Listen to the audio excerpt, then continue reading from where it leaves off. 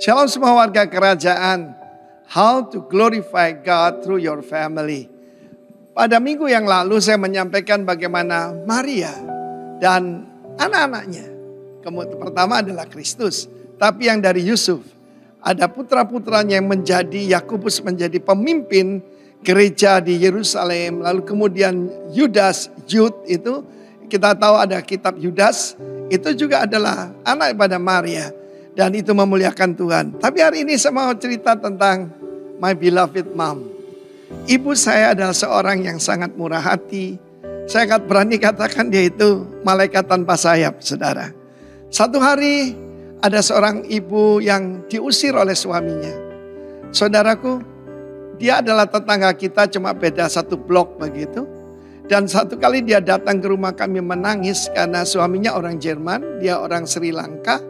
Maka saudaraku, dia digembok, rumahnya semuanya hilang, anak-anaknya dibawa ke Jerman. Dan ibu saya menenangkan ibu ini, tidur bersama dia, mendampingi dia supaya tidak bunuh diri selama 3 hari 3 malam. Hari ketiga ibu ini berterima kasih pada papa dan mama saya. Dan dia berkata begini, ternyata dia orang Kristen, saudara. Dan kami bukan orang Kristen, ya. Karena itu saudaraku, kenapa saya rindu mendirikan sekolah Kristen di mana-mana. Karena saya maupun istri saya yang asalnya non-Kristen, kami belajar dasar-dasar di sekolah Kristen, saudara. Dan ibu ini berkata pada mama saya, I pray that one day, aku berdoa supaya satu hari, your family will become the pillar of the church. Menjadi pilar gereja. Perkataan gereja itu asing buat kami. Apalagi pillar of the church. Yang saya tahu bahwa ternyata dalam kitab, yaitu itu adalah hadiah yang luar biasa bagi seorang pemenang dalam kitab Wahyu. Dan lihat keluarga kita. Lewat ibu saya kembali datang pada Tuhan Yesus. Maka keluarga kami sekarang, ya boleh dikatakan by His grace, the pillar of the church. Dan saya masih ingat kita mulai dengan sangat sederhana.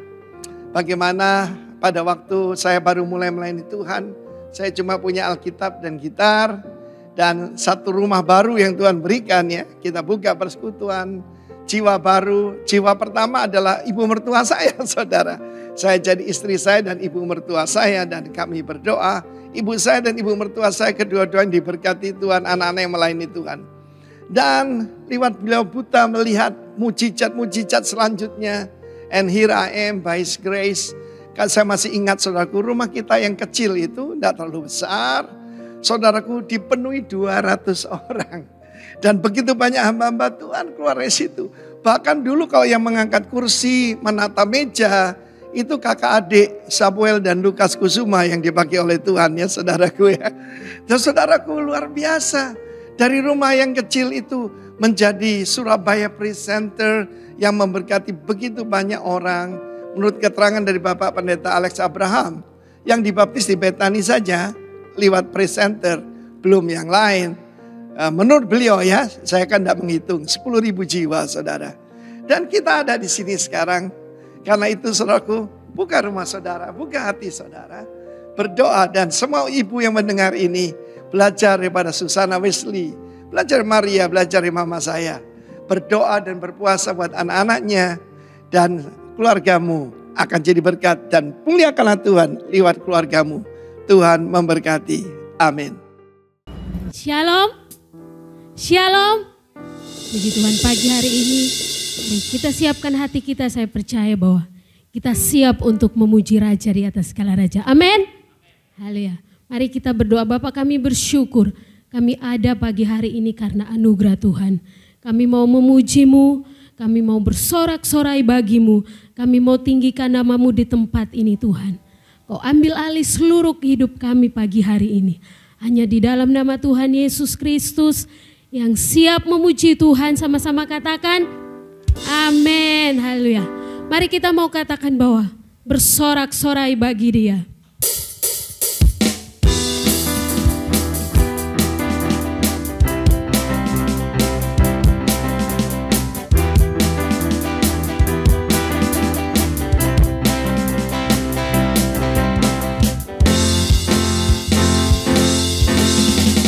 Sorak-sorai hai umat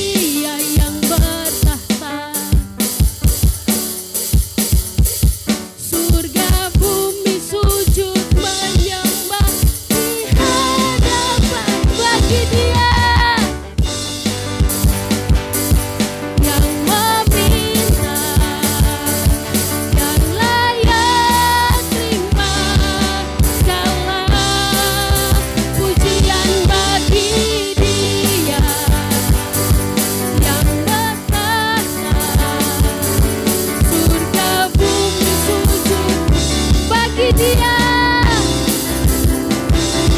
bagi Dia yang meminta, yang layak terima segala pujian bagi Dia yang bertahan. Surga bumi sujud menyembah di hadapannya. Surga bumi sujud menyembah di hadapannya. Surga bumi sujud menyembah di hadapannya. Sang Raja, haleluya. Mari bersorak-sorai bagi Dia, Raja segala raja, Yesus Kristus Tuhan kita. Kami sembah Kau kudus Tuhan. Kami mau menyembah Kau pagi hari ini. Terima kasih Yesus.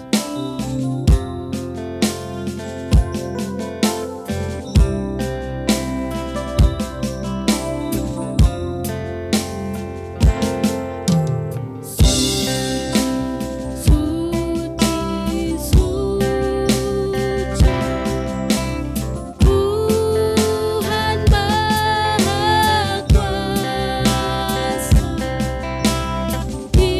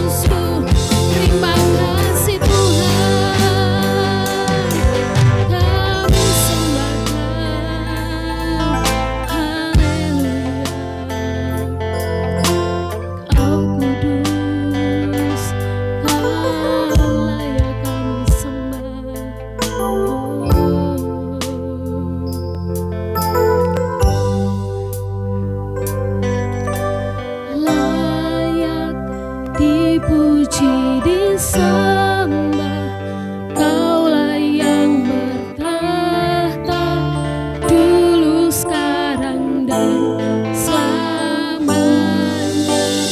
Raja atas segala raja, namamu besar, termulia.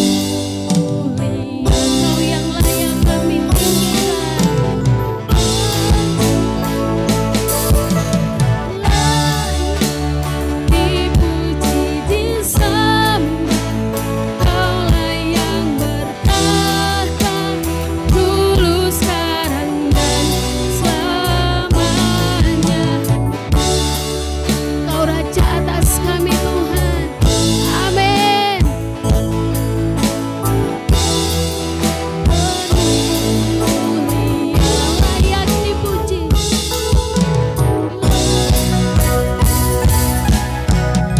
Layak dipuji, disembah, Kaulah yang bertahta, dulu, sekarang, dan selamanya. Raja atas segala raja, namamu besar, termulia. Layak dipuji, layak dipuji, disembah, Kaulah yang bertahta, dulu, sekarang, dan selamanya. Raja atas segala raja, namamu besar, termulia. Namamu besar, termulia.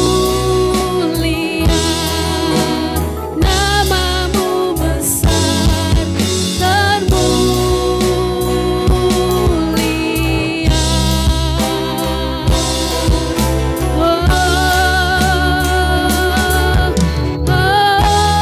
Haleluya.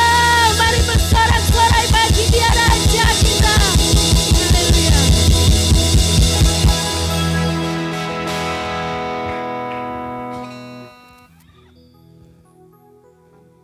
Ya, salam semuanya. Kita tetap ada dalam posisi penyembahan.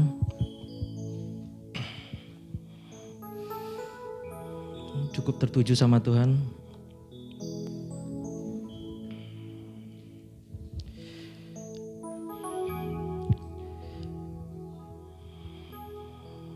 Jangan buru-buru.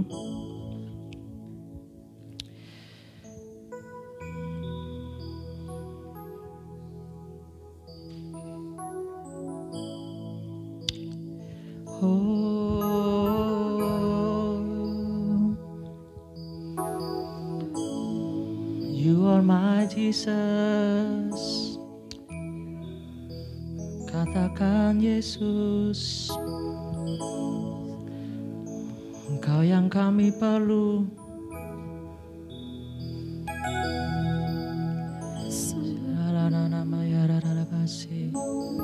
Oh, Yesus. You are my Father, You are my provider. Kaulah Bapakku, Kaulah sumber dari segala hidupanku. Tak dapat ku berjalan tanpamu. Lelah jiwaku tanpamu Tuhan. You are my Savior, Kaulah penyelamatku. Kaulah harapan jiwaku, tempatku berseru.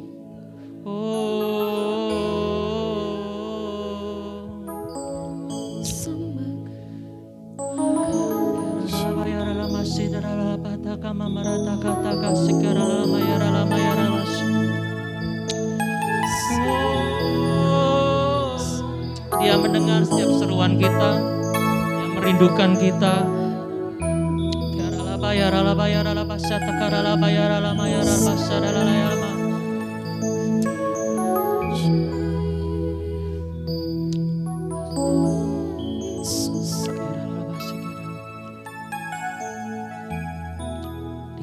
setiap waktu-waktu bersama dengan Tuhan. Karena kita tahu waktu bersama Tuhan itu berharga. Kita itu keluarganya Tuhan. Kita itu milik kepunyaannya. Kita anak-anaknya, biji matanya.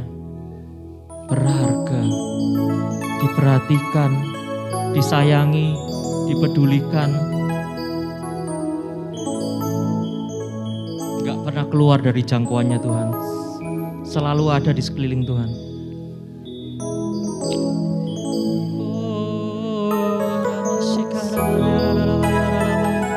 Dia mendengar setiap seruan kita yang terdalam.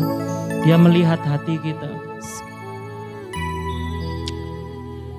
Cuma katakan aja apa yang dalam isi hatimu pada Tuhan.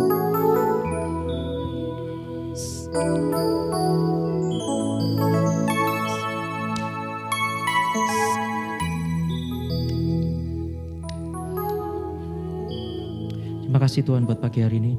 Kami bersyukur karena kami tahu Kau Bapa yang baik buat kami. Kau gak pernah berubah. Kau tetap sama dulu, sekarang, dan sampai selama-lamanya. Kebanggaan kami, sukacita kami, dari sejak masa muda kami Engkau ada bersama dengan kami. Sampai masa tua pun, sampai masa memutih rambut kita juga, Tuhan tetap bersama dengan kita. Terima kasih Tuhan, ambil alih ibadah hari ini, ambil alih setiap firman yang disampaikan, nyatakan isi hatimu, biar ini jadi pesanmu buat kami semua. Dan kami beroleh pengertian yang memerdekakan kami. Hanya dalam nama Tuhan Yesus kami berdoa. Amin. Shalom semuanya.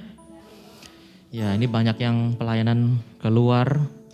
Jadi bangku-bangku depannya sebagian ada yang kosong. Oke, kita bulan ini sama masih glorify the Lord through the family. Jadi mempermuliakan Tuhan melalui keluarga. Katakan keluarga saya. Keluarga saya. Ayatnya tetap sama. Nah, tetapi jika kamu anggap tidak baik untuk beribadah kepada Tuhan, pilihlah pada hari ini kepada siapa kamu akan beribadah. Allah yang kepadanya nenek moyangmu beribadah di seberang sungai Efrat, atau Allah orang Amori yang negerinya kamu diami ini. Tetapi aku dan seisi rumahku, kami akan beribadah kepada Tuhan. Siapa yang bilang aku ini? Ada yang tahu? Aku ini siapa yang bilang? Yosua. Ya. Tapi Yosua dan seisi rumah Yosua. Kami akan beribadah kepada Tuhan. Saya nggak jelaskan untuk beribadahnya, karena mungkin sudah jelaskan tentang avodah. Itu salah satu worship ya, salah satu penyembahan. Jadi kalau berbicara beribadah itu salah satu penyembahan. Dulu mungkin maknanya lebih dalam, bicara tentang budak ya. Jadi budak itu pokoknya semua persembahkan. Tapi kalau Yosua ini sudah free man. Jadi dia akan beribadah kepada Tuhan dengan hatinya, dengan seluruh keberadaannya. Sebelumnya di ayat ini bicara tentang keturunan Abraham. Jadi bapaknya Abraham namanya Terah. Terah itu nyembah Allah lain. Demikian juga Terah itu punya berapa anak? Salah satunya Abraham, Nahor. Nahor juga nyembah Allah lain. Dan cuma Abraham aja yang nyembah Tuhan. Yang kita sembah hari ini, Yesus. Jadi kalau bicara family itu bicara tentang apa yang keturunan sebelumnya lakukan. Biasanya otomatis penerusnya melakukan hal yang sama. Tapi di kasusnya Abraham ini, yang di ayat-ayat sebelumnya ini, dia lebih pilih untuk Tuhan, tinggalkan keluar dari sana keluarganya, untuk ke tempat jauh seperti yang Tuhan suruh. Hari ini mungkin kita jadi keturunan pertama, mungkin keturunan pertama yang mengenal Tuhan Yesus sebagai Tuhan dan Juru Selamat. Mungkin bisa jadi Anda yang pertama. Itu bukan jadi beban. Itu jadi suatu kebanggaan. Karena apa? Kita dipakai untuk menangkan keluarga kita. Bisa jadi Anda cuma satu di tengah selingkungan keluarga Anda yang belum mengenal Tuhan. Atau yang berbeda. Tuhannya berbeda. Itu kesempatan. Jadi keluarga itu ada Karena ada namanya komitmen, cinta, perjanjian. Itu awal mulanya. Jadi kalau misalnya pasangan ini kalau kayak gini nih ngomongnya Pak Putu banget ya. Ya, Pak Putu itu punya blog tentang keluarga di YouTube. Jadi saudara bisa dengar-dengar lah ya. Jadi kalau ngomong keluarga itu pasti gini, laki-laki sama perempuan, bukan laki-laki sama laki-laki atau perempuan dengan perempuan ya, bukan. Laki-laki dan perempuan. Laki-laki yang utuh dan perempuan yang utuh. Ngerti maksudnya utuh ya? Utuh itu gini, bukan separuh-separuh, satu. Kedua bukan anak-anak. Bukan papa mama bikin surat-suratan gitu kayak yang viral, bukan. Laki-laki yang utuh. Dan kebanyakan kalau kita mau jujur, waktu kita mulai pernikahan, kita belum laki-laki yang utuh. Belum wanita yang utuh. Kenapa? Nanti saya jelasin. Jadi awal mulanya laki-laki dan perempuan ini komitmen bersama. Aku suka sama kamu, aku cinta sama kamu, ayo kita menikah. Diterima purpose-nya, lamarannya, menikah. Satu keluarga. Setelah itu beriring waktu, hamil, dikasih anak. Buah hati, buah kasih, lengkap keluarganya. Nah, keluarga itu ini, bentar. Keluarga ideal itu biasanya gini, ini yang dunia yang sering saya lihat ya, reputasinya baik, ideal, namanya baik, terkenal di mana-mana. Mapan finansial, oh ini udah pastilah ya, semua seneng. Punya mobil, punya rumah, punya aset, dan yang pribadi-pribadi itu. Instagramable, wah ini apalagi nih, paling seneng ini orang.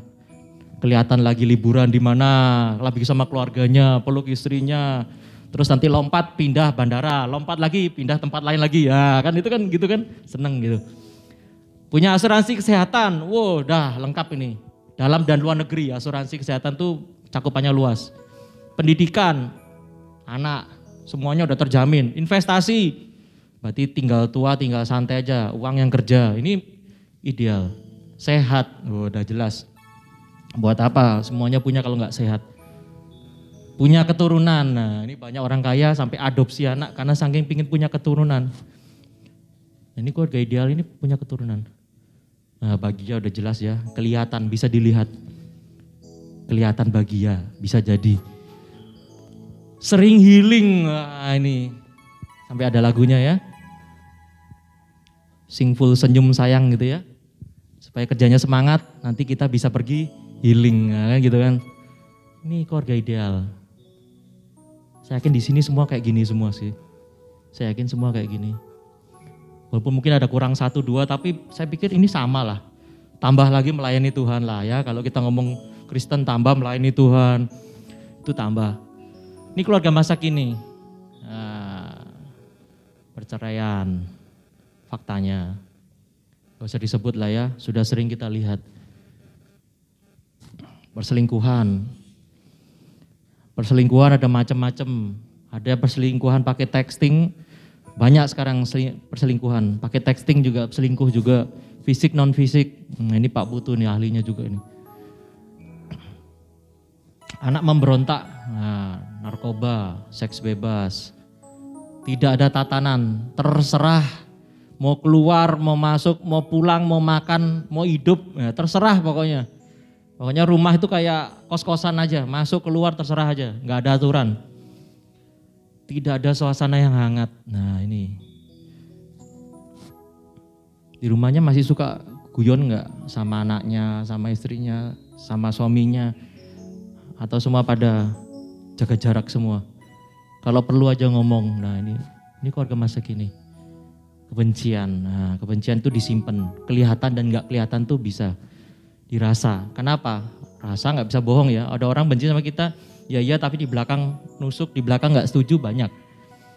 Orang tua atau pasangan tidak seimbang dalam rohani. Nah ini yang paling sering ini. Orang tuanya angkat tangan, haleluya, sandalawas gitu ya misalnya. Bahasa roh, di rumah anaknya cuma bengong aja.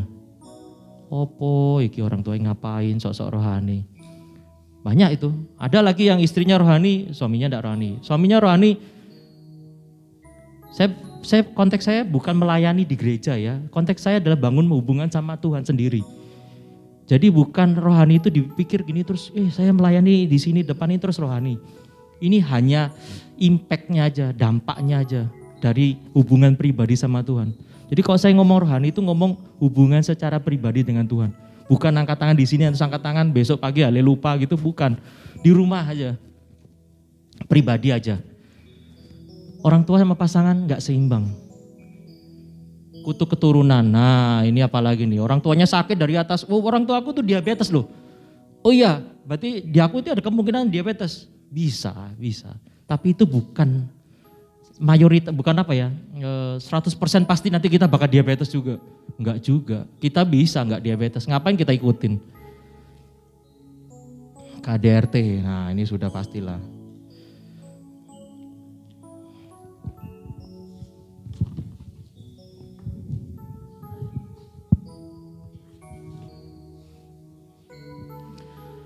Keluarga itu pertama adalah idenya Tuhan. Maka Allah menciptakan manusia itu menurut gambarnya, menurut gambar Allah diciptakannya. Dia, siapa dia? Laki-laki dan perempuan. Dianya itu man, laki-laki dulu diciptakan. Dan perempuan diciptakannya mereka. Nah, male and female bahasa Inggrisnya.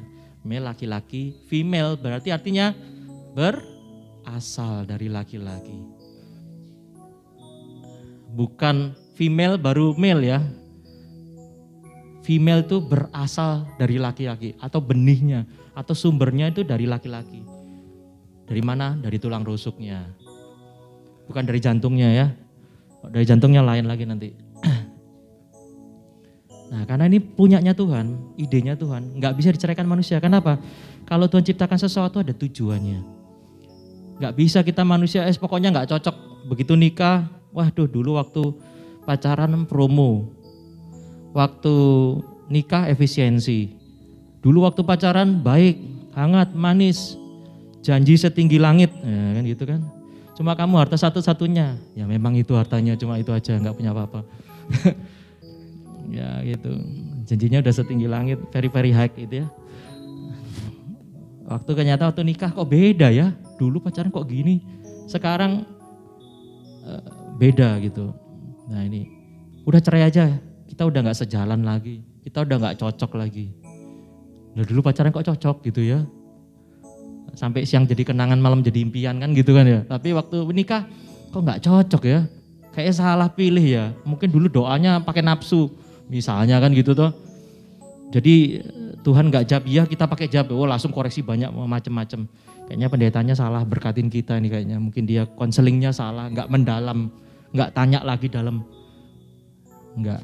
Jadi pasangan Anda yang saat ini duduk sama Anda, semua ini keluarga Anda itu nggak salah. Itu bukan kebetulan. Memang Tuhan kasih itu.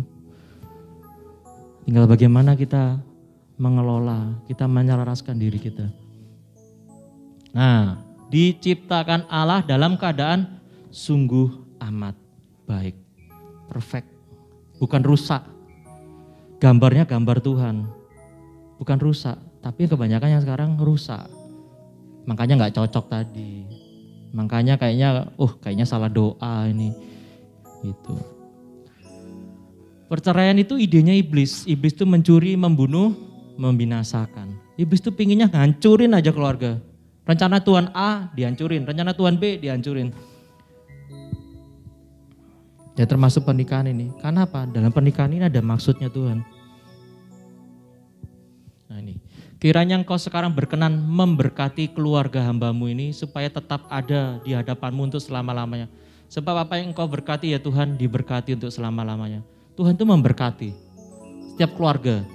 Kecuali yang di sini keluarganya belum maksudnya dalam janji pernikahan belum diberkati ya kita perlu berkati lagi, misalnya minta pagem atau doa berkat. Tapi dari awal Tuhan sudah berkati ini. Sudah Tuhan buat amat baik. Kenapa tujuan keluarga yang pertama adalah kingdom mandat ini? Ini semuanya udah tahu ya. Allah memberkati mereka lalu Allah berfirman kepada mereka. Mereka itu manusia, laki-laki dan perempuan. Beranak cuculah dan bertambah banyak, penuhilah bumi, taklukkanlah itu, berkuasalah atas ikan-ikan di laut dan burung-burung di udara dan atas segala binatang yang merayap di bumi. Memberkati itu, ya saya cepat aja, bless, barak, to praise. Memberkati itu memberi kehormatan. Ini loh, nak kasih kehormatan. Ayo, kamu lakukan ini. Kamu itu keluarga ini nak kasih kehormatan untuk melakukan semua ini. Berfirman, set, amar, perintah atau say in one heart. Jadi Tuhan ungkapkan isi hatinya. Kalau kamu nak berkati, nak kasih kehormatan, ini loh yang harus kamu lakukan. Tuhan ini lagi menyatakan isi hatinya, ini loh isi hatiku buat kamu. Beranak cucu, fruitful, parah ini bahasa aslinya, bukan parah, gak bener ya. Berbuah atau buahnya serupa. Pohon mangga, keluarnya pohon mangga. Orang tuanya baik, anaknya baik. Orang tuanya pelayan, harusnya anaknya juga pelayan. Ini namanya berbuah serupa. Bukan cuma orang tuanya hamba Tuhan, anaknya narkoba. Itu udah keluar dari kingdom mandat ini. Bertambah banyak, multiply, rabah, buah berbuah. Jadi anak yang kita hasilkan itu akan menghasilkan anak yang serupa lagi. Mangga, keluar mangga, dari mangga itu ada calonnya lagi untuk jadi mangga lagi, pohon mangga lagi, buah berbuah. Makanya kalau keturunannya bagus, di atasnya bibitnya bagus, ke bawahnya bagus. Makanya orang nikah kan bibit, bobot, bebet. Nah itu, orang tuanya baik enggak? Orang tuanya penjara ternyata udah bolak-balik masuk penjara 5 kali. Enggak apa-apa nak, saya nikahkan aja sana, bagus ini bibitnya. Enggak mungkin, pasti mikir. Kenapa? Nanti hasilnya juga gitu, jangan-jangan nanti nikah misalnya maaf, orang tuanya bermasalah, nanti anaknya juga pasti masalah, pasti gitu. Kebanyakan gitu. Kecuali orang tuanya dipulihkan. Penuhilah, replenish, male malaya ini, memenuhi sampai penuh. Jadi kayak ada satu tempat diisi air aja sampai penuh. Diisinya dengan apa? Keturunan kita yang baik-baik ini, yang serupa segambar dengan Tuhan. Taklukkan, subdu, kabas, menjadikan yang lain hamba. Zaman dulu kalau raja menang itu kepalanya raja yang lain diinjak di bawah kakinya. Itu namanya kabas, menjadikan yang lain hamba di bawah dia. Itu namanya kabas. Jadi kalau kita menang, kita injak kepala rajanya di bawah kaki kita. Berarti saya berkuasa di atas keluarganya, atas kerajaannya yang sudah kita taklukkan.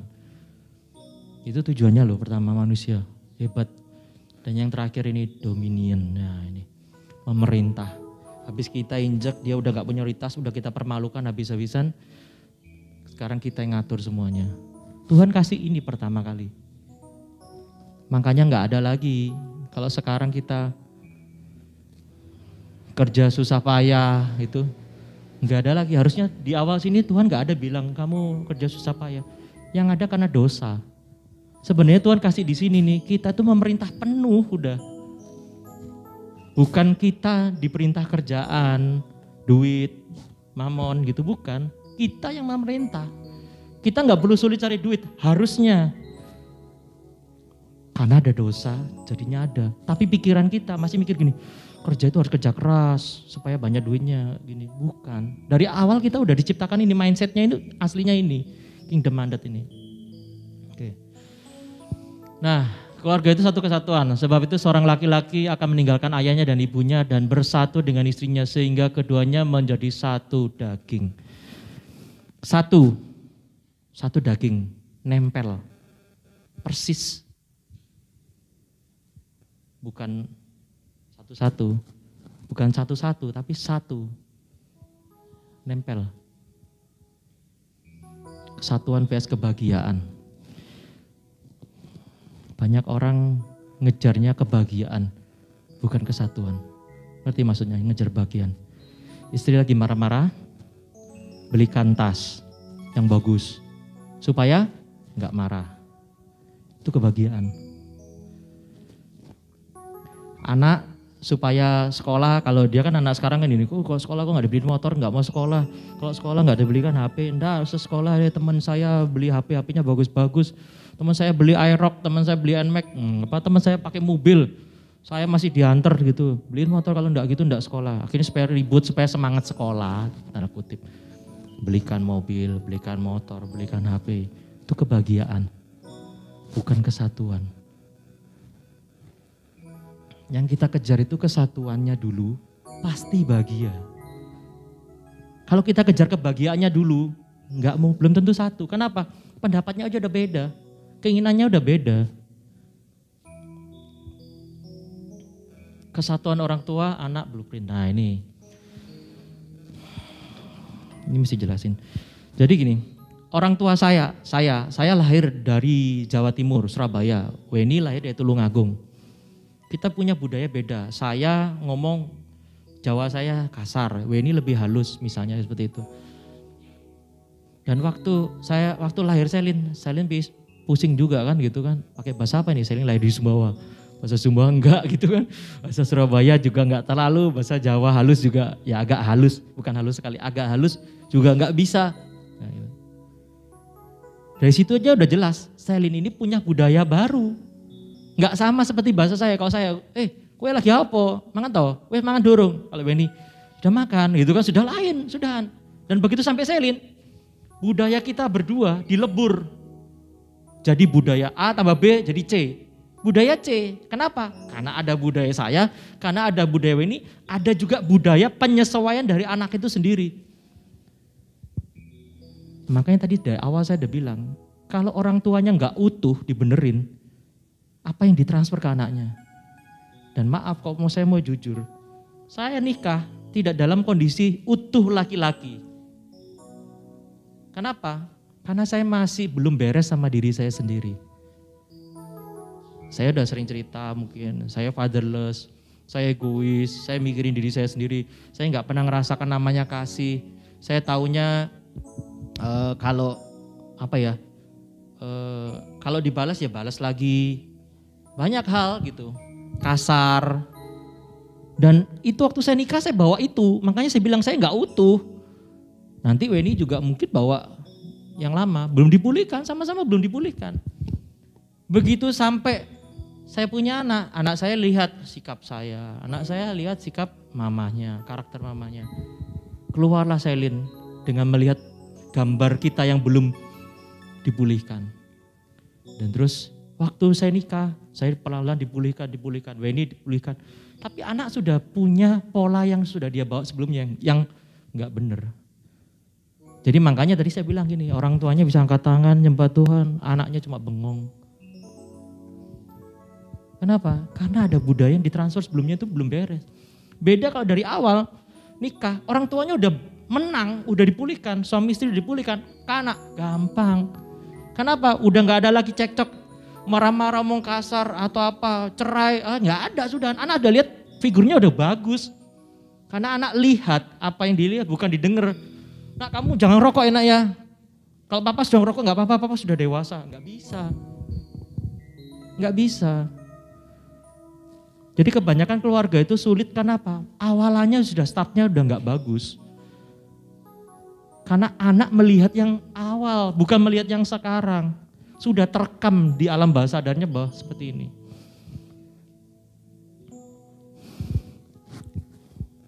Jadi anak itu lahir dari blueprintnya orang tua. Orang tuanya tambah lebih rumit lagi kalau gini. Orang tuanya punya kutuk misalnya, di keluarganya si A, orang tuanya kawin cerai, di keluarganya si B miskin. Pokoknya miskin aja, hutang aja. Kumpulin jadi satu di bawah anaknya. Miskin dan kawin cerai. Mau bikin apa? Gak bisa. Ya enggak, dosa itu turunan. Makanya perlu pelepasan, perlu dilepaskan, perlu punya pengertian, dikasih pengertian orang tua waktu nikah. Supaya anaknya tidak bawa kutuk keturunan itu ke bawah. Di gereja kita juga kayaknya sudah ada. Begitu lahir baru atau apa ada pelayanan pelepasan, ada. Itu penting, kenapa? Jangan sampai kita gak sadar anak kita bawa yang kita sebelum dipulihkan.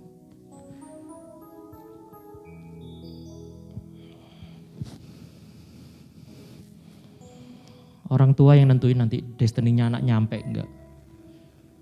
Karena dia yang buat jalannya. Dia yang tunjukkan caranya. Karena dia figurnya, karena dia teladannya. Jangan mimpi anaknya jadi orang kaya.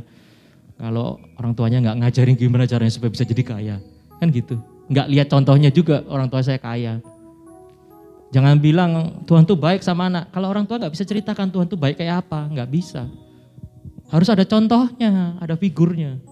orang tua berhasil dulu baru ngomong. Sekarang kondisinya belum berhasil gimana? Ya ayo sama-sama berjuang menyelaraskan diri supaya berhasil. Supaya apa? Anak kita enggak memiliki budaya baru yang lebih rusak daripada kita. Kenapa? 2 budaya dilebur.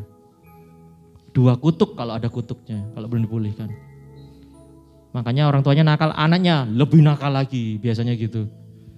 Gak mungkin hanya baik orang tuanya dulu berandalan, sekarang anaknya dibaik, diem gitu, gak mungkin. Pasti ada yang dia warisi.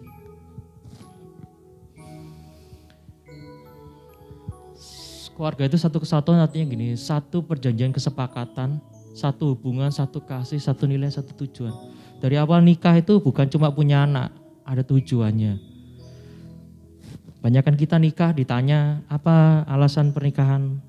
Dia baik, dia cantik, dia cakep, dia pengertian, dia peduli sama orang tua. Atau lebih rohani lagi, oh kami mau melahirkan keturunan ilahi. Dari mana keturunan ilahi? Orang tuanya aja belum dipulihin kok. Jadi perjanjian pertama itu waktu nikah itu tujuan nikah pertama itu menentukan langkah berikutnya. Saya dulu waktu kerja di gereja, saya sudah sering dengar bimbingan pranikah di gereja Nyangkong saya. Saya pikir kok kayak hafalan ya alasannya, nikahnya kok kayak alasan hafalan. Mau dikemas kayak gimana aja kayak hafalan. Dan sampai saya satu titik waktu saya nikah saya pikir gini, apa ya tujuan saya mau nikah ya? Takut kehilangan dia atau gimana gitu kan. Saya gitu. Ya kan saya pernah cerita sama dia, sama Weni, tujuan kita nikah itu jadi rekan kerja.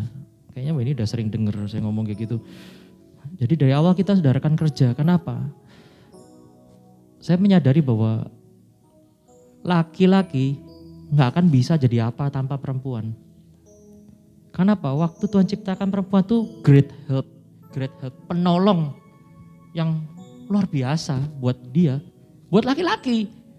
Sekarang saya tanya, ngapain kalau katanya laki-laki jago superior, katanya nggak bisa nangis, kok dikasih penolong? Ya karena kita lemah sebenarnya. Fisik aja kuat. Makanya laki-laki nggak bisa multitasking. Kebanyakan nggak bisa multitasking. Kalau udah pegang HP, dia yang ini diajak omong gini, kamu ini beliin ini, apa? Gitu. Harus taruh dulu, apa ya? Nah, gitu kan. Tapi kalau cewek, bisa goreng sambil gendong anak, sambil goreng, sambil telepon, mungkin sambil setrika, mungkin bisa semua gitu. Mungkin saya nggak tahu. Bisa. Itu. Makanya ya nggak usah heran, suamiku kok kayak nggak denger ya, disuruh gini nggak denger ya, salah ngomongnya, mungkin dia lagi apa. Makanya kalau ngomong gini, misalnya gini, Pak, yang atau apa itu, serah sebutannya apa, berhenti dulu, minta sampai dia dapat eye contact, minta tolong dong ini gini, kecuali dia lagi nggak ngapa-ngapain gitu ya lain lagi. Ya karena cowok gitu loh. Ya mau gimana, mau dipaksain juga nggak bisa, yang ada bentrok, kamu kok nggak denger-dengerannya gitu. Ya lagi apa gitu, memang diciptakannya begitu. Gitu. Jadi ada kesepakatan, ada tujuan. Kalau sudah ada tujuan, ada kesepakatan dari awal, enak jalannya. Tapi kalau dari awal kita nikah, pokoknya nikah aja lah. Yang penting punya anak. Orang tua bilang kita suruh nikah, kita udah terlalu tua usianya. Cepat nikah, cepat punya anak, cepat punya cucu. Biar nanti orang tua bisa gendong cucu. Udah gitu aja, pokoknya kita nikah mah tenang aja. Kerjaanku udah bagus, kamu udah bagus. Nikah aja kita jalanin aja, nanti besok kumaha hangkek lah kalau orang Sunda bilang. Kumaha nanti aja dah. Gimana nanti aja, flowing. Kintir kalau orang Jawa, hilang kayak daun gitu, wah kemana nggak tahu, nggak bisa, harus ada tujuannya. Kita sama-sama belajar ya semuanya juga. Nah ini akibat nggak wanes, hancurnya di dalam.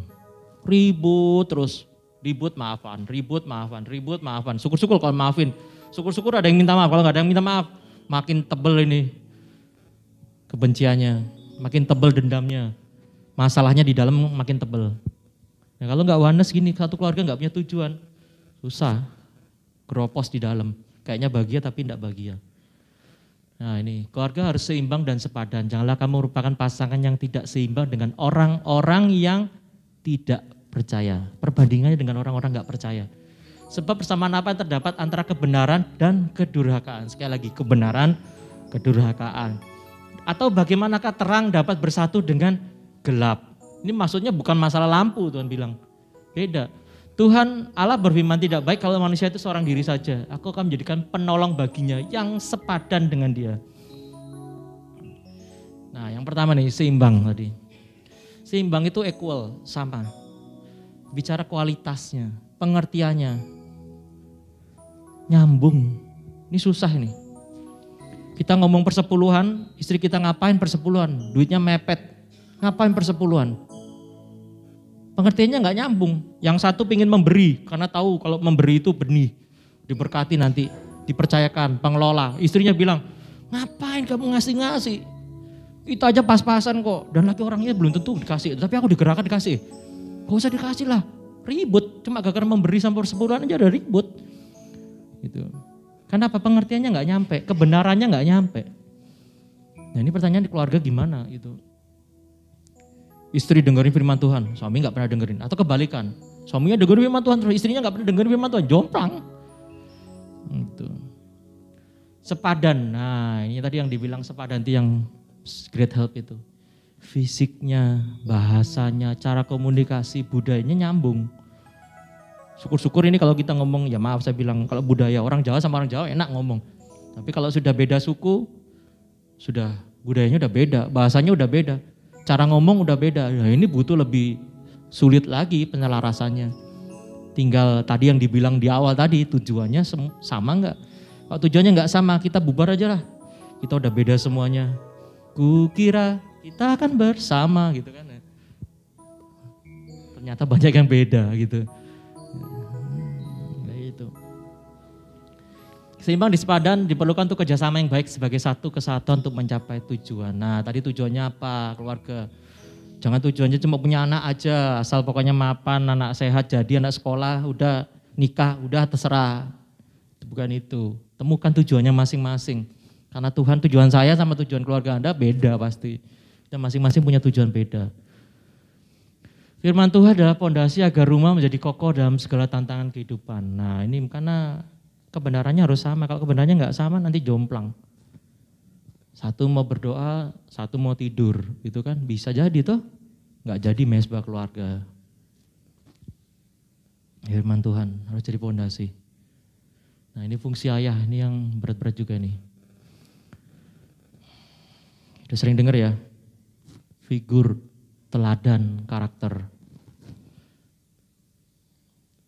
covering. Bukan saya ibu, saya bapak harusnya. Bapak yang lindungin lah, masa ibu yang lindungin? Benar ya? Kalau kita punya Tuhan kepakan sayapnya tuh dia untuk lindungi kita. Bukan ibu yang lindungin, harusnya bapak yang lindungin. Memang sulit ya, banyak perannya bapak ini. Ini lagi, ada tambah lagi, imam lagi.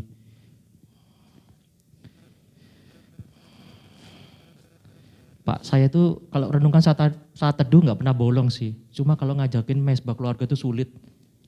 Ya doakan aja, ya berusaha aja. Ini loh imam.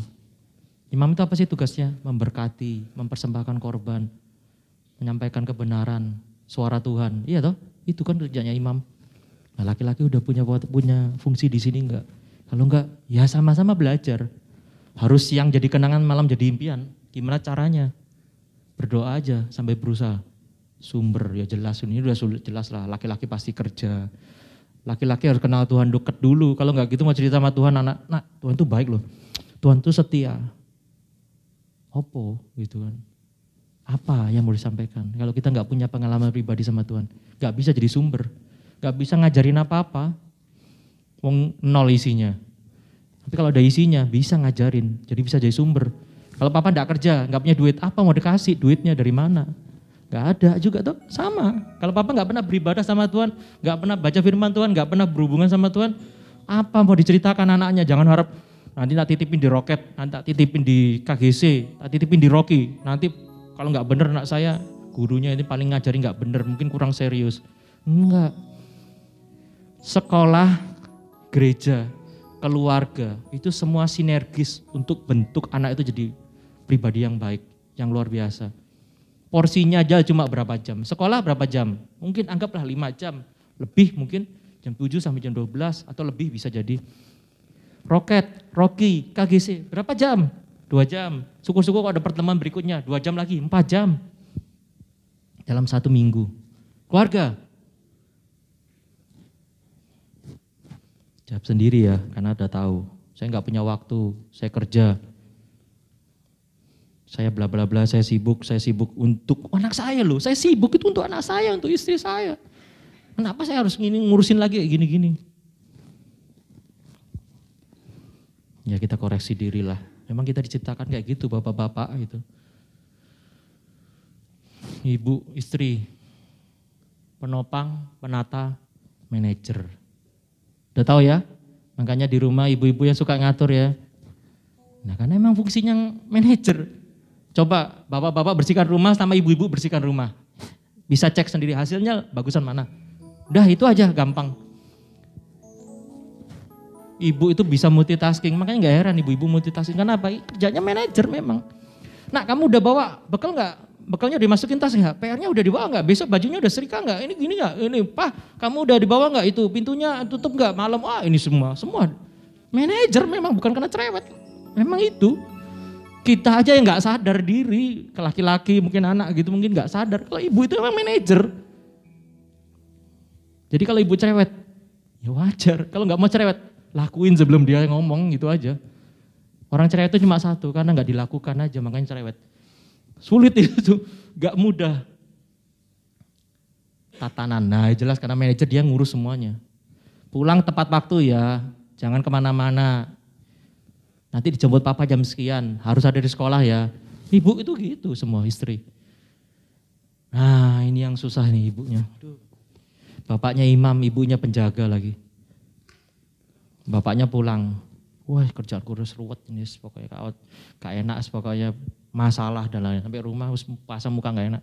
Istrinya, kamu ngapain pulang terlambat? Wah kamu ini, anakmu belum kamu jemput ya? Titipanku mana? Waduh tambah lagi. Yang ada apa? Ribut. Istri ini sini perannya nih.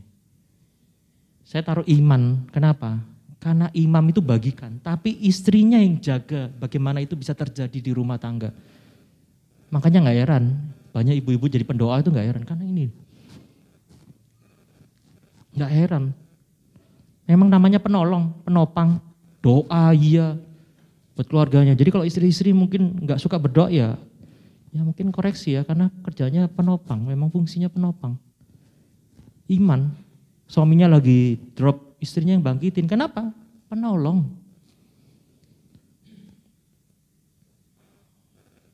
Perawat udah gak usah ditanya lah ini kalau ini. Anak sakit apa, istri lebih cekatan lah. Sangat pasti. Ini fungsi anak. Pewaris, udah jelas. Pewaris yang baik, bukan pewaris yang gak baik, pewaris yang baik. Nah ini keturunan ilahi. Kalau orang tuanya, papa mamanya udah dipulihkan tadi tuh, fungsinya udah dilakukan semua. Anaknya jadi keturunan ilahi. Meneruskan budaya, bahasa, berkat bukan kutuk. Nah itu tuh berkat ala Abraham, Ishak dan Israel. Saya sebut Israel ya, bukan Yakub. Yakub jelek artinya, Israel. Jadi nangkep orang tuanya harus pulihkan, sadar dulu. Kalau nggak gitu anaknya nggak bisa jadi keturunan ilahi. Kayak generasi yang melanjutkan benihnya. Karena itu kayak benih. Nanti anak akan punya keluarga juga yang lebih baik dari kita. Itu harapannya dari orang tuanya, anak jadi lebih baik. Nah ini pemulihan kepala.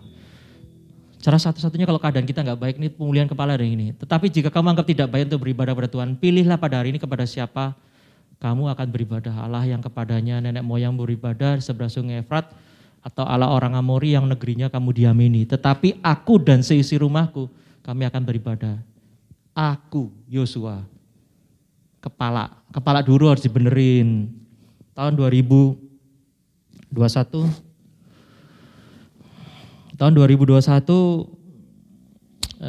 saya ketemu dengan Bapak Rohani, walaupun sebelumnya saya cukup lama juga bergumul, hampir kurang lebih 2 tahun. Sampai akhirnya menemukan, dan setelah ketemu Bapak Rohani saya punya figur, saya punya teladan yang bisa ngomongin saya, yang bisa koreksi saya. Dan setelah itu banyak perubahan dari saya, karena Saya nggak suka bahasa roh ya, terus terang aja. Saya nggak suka bahasa roh, saya nggak suka yang aneh-aneh kayak gitu-gitu, saya nggak suka. Terus terang dulu nggak suka. Karena saya lahir di gereja GBT dan saya pikir engkong saya selalu mengajar gini, kalau kamu bahasa roh, kalau kamu lihat tetanggamu sebelah nggak bahasa roh, kamu jangan bahasa roh ya. Kayak gitu-gitu, tertib dan lain-lain bla bla bla. Dan itu membekas di pikiran saya dan itu membuat saya menjadi Kristen yang bukan seperti Kristen gitu ya. Bahasa roh itu rohani, bahasa roh itu alkitabiah. Bisa jelaskan dan salah satu unsur dari GBI yang diakuin sama GBI. Saya nggak suka itu berubah.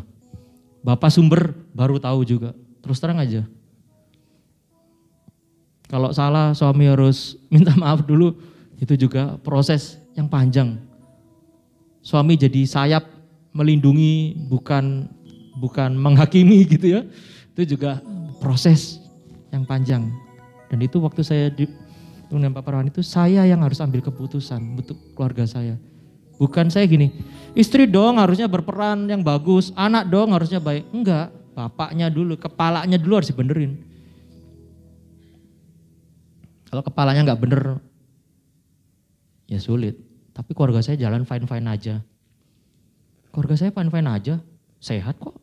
Keluarga saya diberkati, kita bisa memberkatin orang kok. Anak saya pelayanan.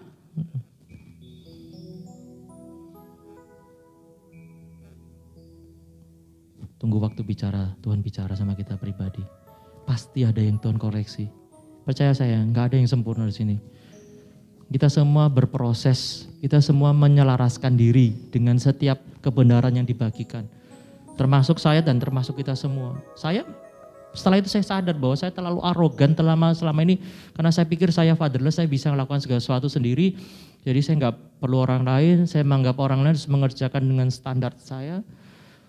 Cara saya, karena saya pikir cara saya berhasil, dan setelah proses pemulihan perlahan itu saya jadi punya pengertian yang baru. Bahwa itu seharusnya itu bukan budayanya Tuhan. Fatherless itu bukan budaya Tuhan. Independen itu bukan budayanya Tuhan. Independen tau ya, saya bisa kok ngelakuin sendiri tanpa orang lain. Saya nggak perlu kerja sama tim, saya bisa ngelakuin sendiri. Itu budayanya, bukan budaya Tuhan. Budaya Tuhan itu keluarga, saling bergantung sama yang lain.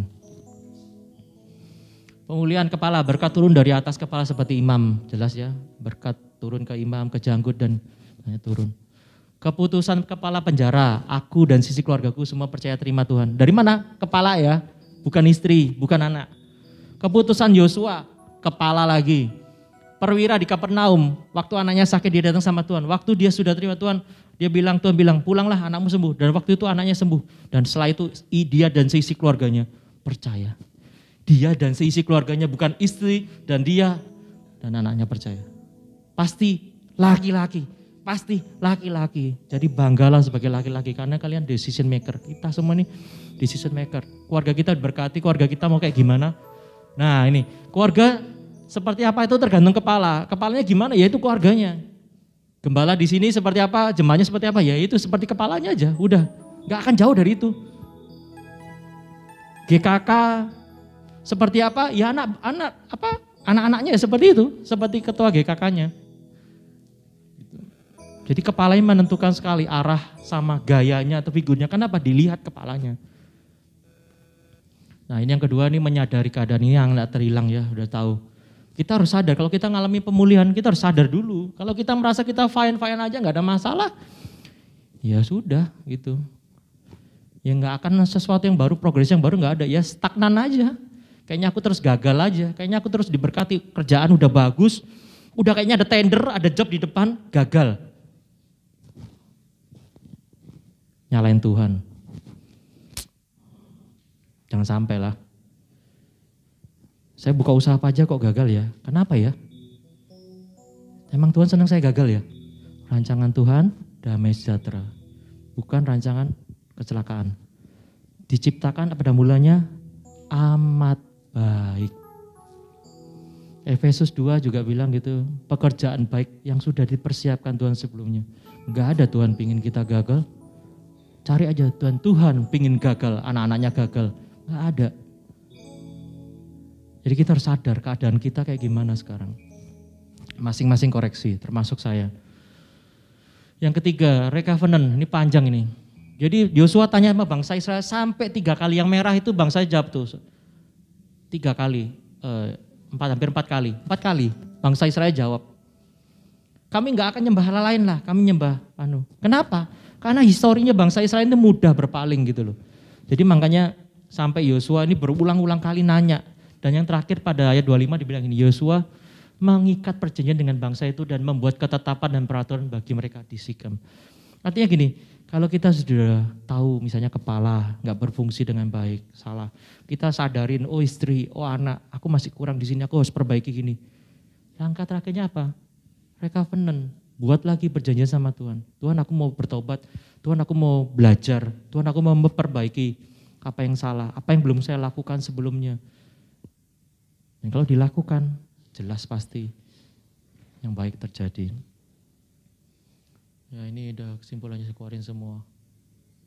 Keluarga dari dia Tuhannya tidak boleh ceraikan karena hanya melalui keluarga kingdom mandat nyatakan. Keluarga sebagai satu kesatuan yang utuh memiliki tujuan, pikiran, dan perasaan yang sama untuk melahirkan pewaris yang menggenapi destiny Tuhan. Dan terus melahirkan keturunan ilahi yang sudah dipulihkan.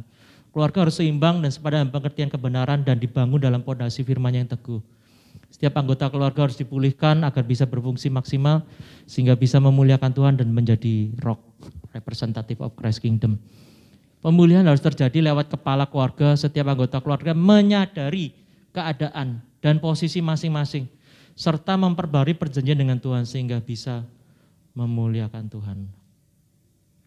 Ya, ini keluarga yang diberkati oleh Tuhan adalah keluarga yang dimulai dari cinta, kasih, komitmen, dibangun dengan kasih sayang, dipelihara dengan kesetiaan dan dikuatkan dengan hidup takut akan Tuhan. Oke, kayaknya sudah selesai saya. Oke, kita bangkit berdiri, kita nyanyikan satu lagu.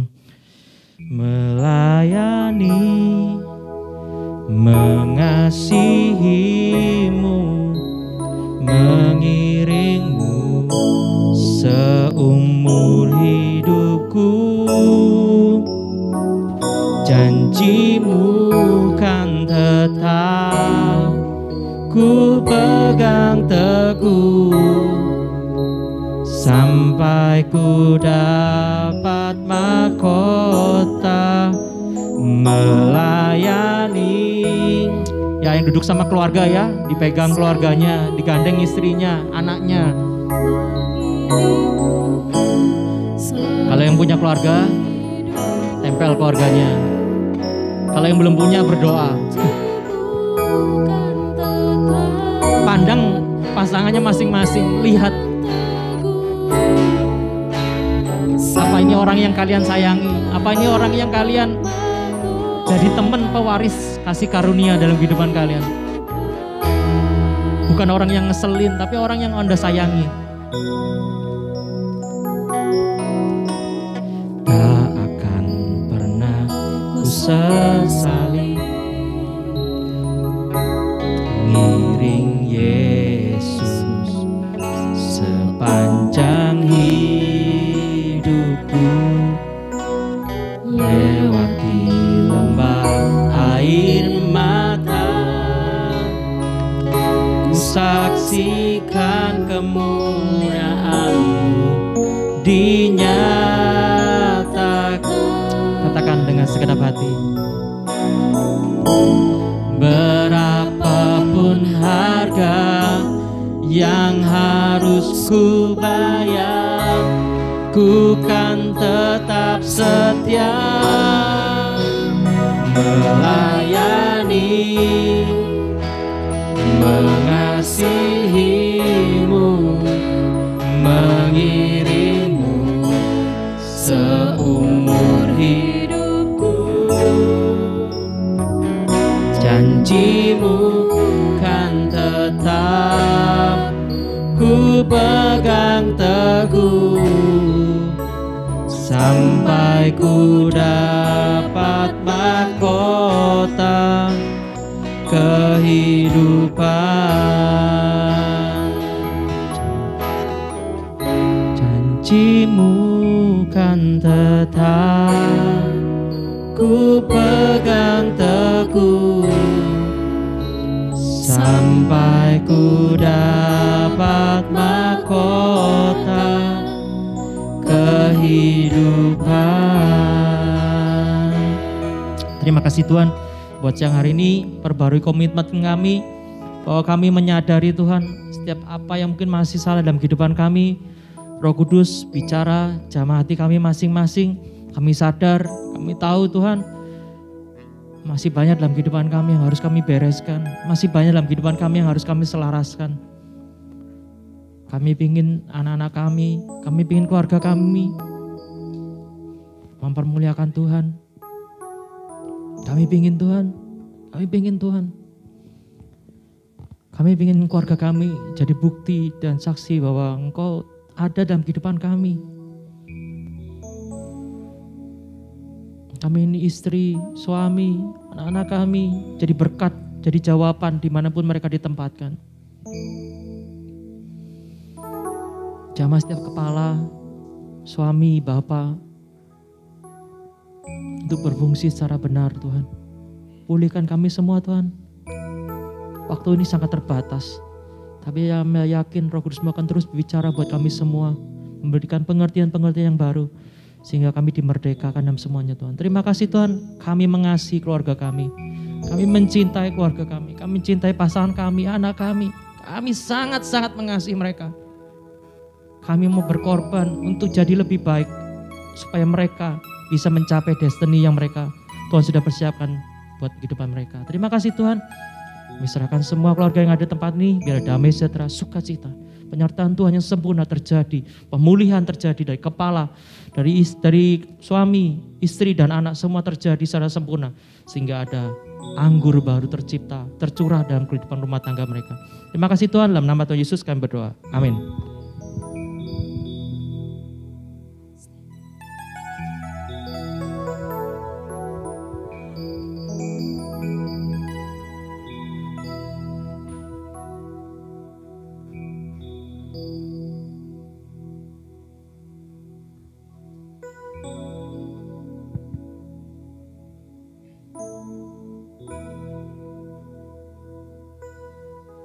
Memang bicara keluarga tidak mudah. Bapak Ibu, sebelum kita doa, saya teringat mengajar anak-anak muda. Ya masih SMP SMA waktu itu. Saya suruh doa, Bapa kami di sorga. Karena memang dia kepahitan sama bapaknya. Tuhan kami di sorga. Ikut doa Om Steph. Bapa kami di sorga, Tuhan kami di sorga. Akhirnya saya tidak terus, saya sudah tahu kesimpulannya. Pakai konseling lagi dan layani pelepasan tentang bagaimana dia kepahitan sama bapaknya. Jadi kalau bicara keluarga, memang dasar kehidupan saudara dan saya. Haleluya. Bapa, Engkau baik. Bapa, Engkau baik, menaruh baik kepadaku. Mari kita bangkit berdiri, Bapak Ibu sama-sama naik pujian ini. Lagi kita naik pujian Bapa Engkau baik, haleluya. Bapa, Engkau baik. Bapa, Engkau baik, Kau selalu baik kepadaku. Bapa, ku cinta Kau, kami mengasihimu.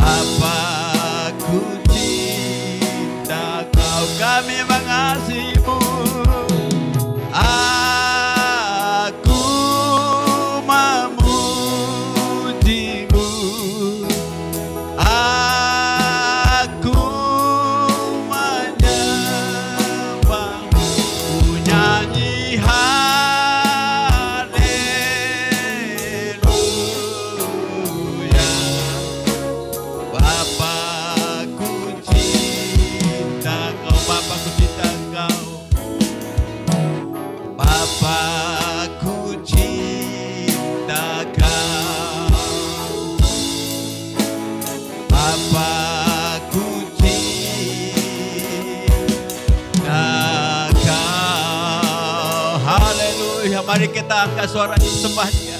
Haleluya. Kami mencintaimu ya Tuhan. Kami mengasihimu karena Engkau terlebih dahulu mengasihi kami apapun keberadaan kami. Rabasika pakarabasando repere para lamu. Dipikir alabasando kerabasando. Jadikan kami bapak-bapak yang baik di keluarga roh ini.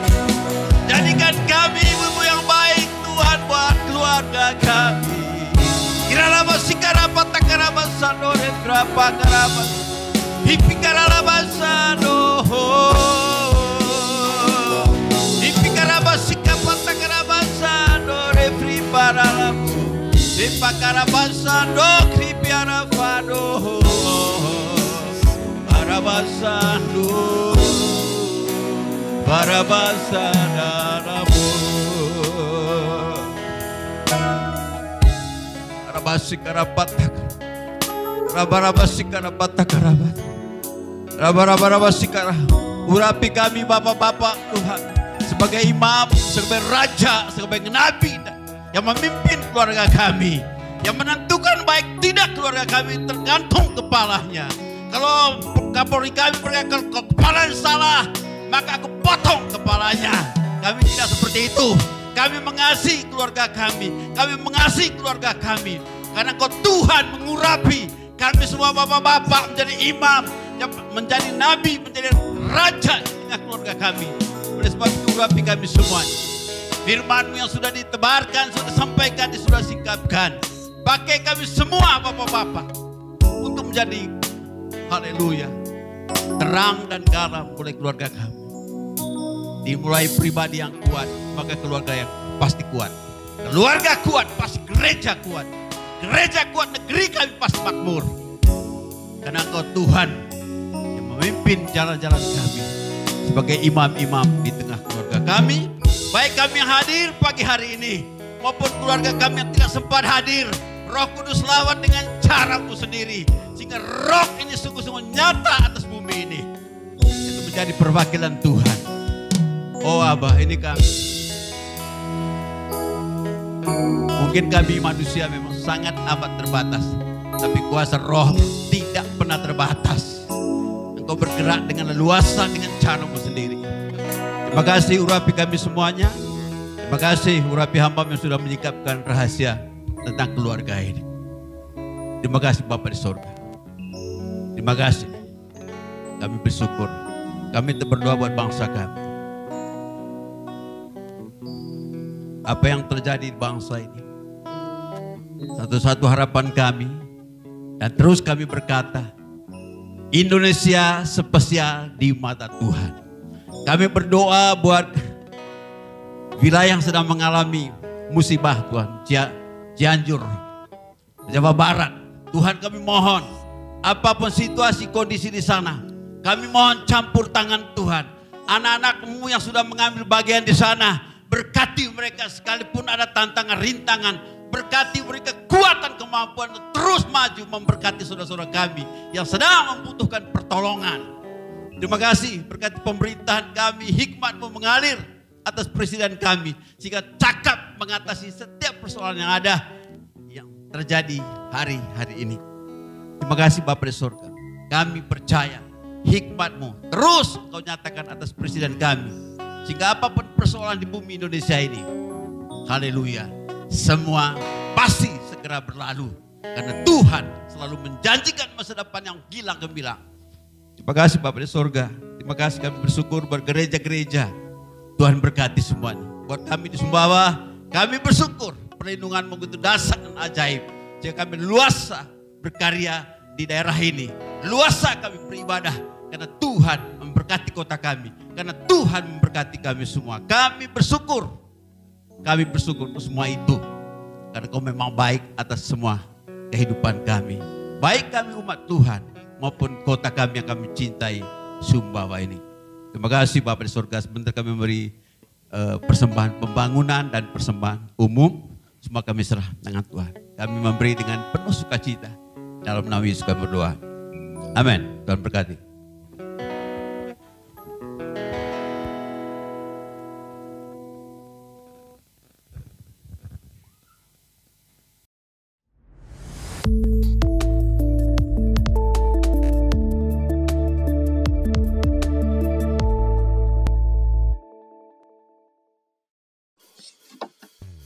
Shalom, salam sejahtera bagi kita.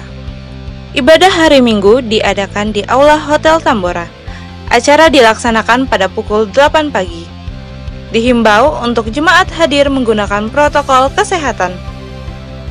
Sumbawa berdoa diadakan setiap hari Rabu secara tatap muka. Di tempat Ibu Linda, Jalan Kerangka Baja, depan Alfamart pada pukul 18 WITA. Kami mengundang Bapak Ibu Saudara sekalian untuk bergabung dan berkumpul bersama dalam KK. Mengenai waktu dan tempat, silahkan menghubungi GKK yang tertera. Bagi yang belum bergabung, silahkan ikut bergabung. Ibadah Roki akan diadakan pada hari Minggu di Aula Sekolah Tunas Daud pukul 11 WITA. Bagi jemaat yang ingin mengembalikan perpuluhan dan membantu pembangunan gereja lewat M-Banking, bisa scan QR Code berikut. Atau melalui rekening BNI atas nama GBI Rock Sumbawa. Selamat hari Minggu, Tuhan Yesus memberkati. Kita akan mengakhiri ibadah kita pagi hari ini. Mari kita bangkit berdiri. Katakan bahwa kami memuji kebesaran-Mu Tuhan.